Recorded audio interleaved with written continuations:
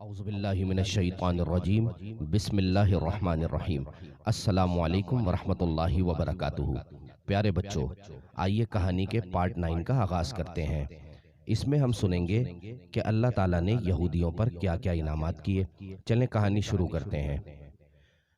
فرعون کا ایک ظلم بنی اسرائیل پر یہ بھی تھا کہ وہ بنی اسرائیل کے بیٹوں کو قتل کر دیتا تھا اور ان کی بیٹیوں کو زندہ رکھتا تھا۔ اللہ تعالیٰ نے فرعون کے اس ظلم سے انہیں نجات عطا کی اور اس نعمت کا ذکر کرتے ہوئے فرمایا وَإِذْ نَجَّيْنَاكُمْ مِنْ آلِ فِرْعَوْنَ يَسُومُونَكُمْ سُوءَ الْعَذَابِ يُذَبِّحُونَ أَبْنَاءَكُمْ وَيَسْتَحْيُونَ نِسَاءَكُمْ۔ ترجمہ: اور جب ہم نے تمہیں فرعونیوں سے نجات دی جو تمہیں بہت برا عذاب دیتے تھے، تمہارے بیٹوں کو ذبح کرتے تھے اور تمہاری بیٹیوں کو زندہ چھوڑ دیتے۔ سعدیہ نے کہا، یہ تو بہت بڑا ظلم کرتا تھا فرعون۔ سعد نے کہا، لازمی سی بات ہے، کسی کی جان لے لینا اور پھر نومولود بچوں کی جان لے لینا، یہ تو بہت بڑا ظلم تھا۔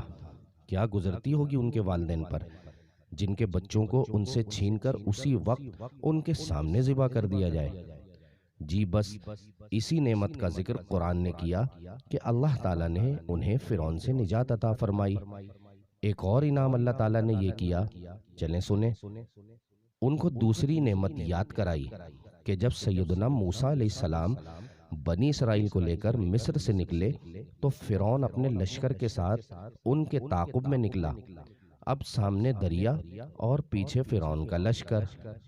بنی اسرائیل نے سیدنا موسیٰ علیہ السلام سے فریاد کی تو سیدنا موسیٰ علیہ السلام نے دریا پر عصا مارا تو دریا میں 12 راستے بن گئے اور بنی اسرائیل کا ہر قبیلہ ایک راستے سے گزر گیا۔ فرعون نے یہ حیرت انگیز منظر دیکھا اور اس نے اپنے لشکر کو حکم دیا، تم بھی انہی راستے پر چلتے ہوئے ان کا تعاقب کرو۔ جب فرعونی بھی پیچھے اسی راستے سے دریا میں داخل ہوئے تو اللہ تعالیٰ نے دریا کو مل جانے کا حکم دیا اور بنی اسرائیل نے فرعون اور اس کے لشکر کو دریا کے کنارے پر کھڑے ہو کر ڈوبتا ہوا دیکھا۔ وَإِذْ فَرَقْنَا بِكُمُ الْبَحْرَ فَأَنْجَيْنَاكُمْ وَأَغْرَقْنَا آلَ فِرْعَوْنَ وَأَنْتُمْ تَنْظُرُونَ۔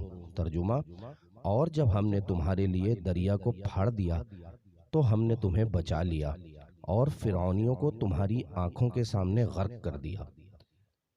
اللہ تعالیٰ نے تیسرا انعام کیا فرمایا، چلیں سنیں۔ بنی اسرائیل پر ایک اور احسان یہ کیا کہ جب انہیں ظالم فرعون سے نجات عطا کر دی گئی تو ان کی ہدایت کے لیے ضروری تھا کہ ان کو ایک کتاب عطا کی جائے جس کی روشنی میں یہ اپنی زندگی کے شب و روز گزاریں۔ اس لیے سیدنا موسیٰ علیہ السلام کو کوہ طور پر چلہ کشی کا حکم دیا گیا۔ سیدنا موسیٰ علیہ السلام کی غیر حاضری میں بنی اسرائیل کے منافق سامری نے انہیں بچھڑے کی پوجا پر لگا دیا اور بنی اسرائیل کا ایک بڑا گروہ اس شرک میں مبتلا ہو گیا۔ ہونا تو یہ چاہیے تھا کہ اس ظلم عظیم پر انہیں نیست و نابود کر دیا جاتا، لیکن اللہ تعالیٰ نے ان کی توبہ کو قبول فرمایا۔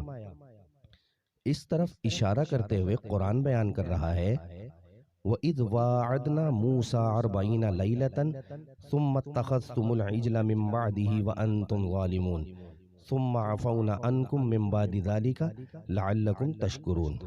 ترجمہ: اور جب ہم نے موسیٰ سے 40 رات کا وعدہ فرمایا پھر اس کے پیچھے تم نے بچھڑے کی پوجا شروع کر دی اور تم ظالم تھے، پھر اس کے بعد ہم نے تمہیں معافی دی کہ کہیں تم احسان مانو۔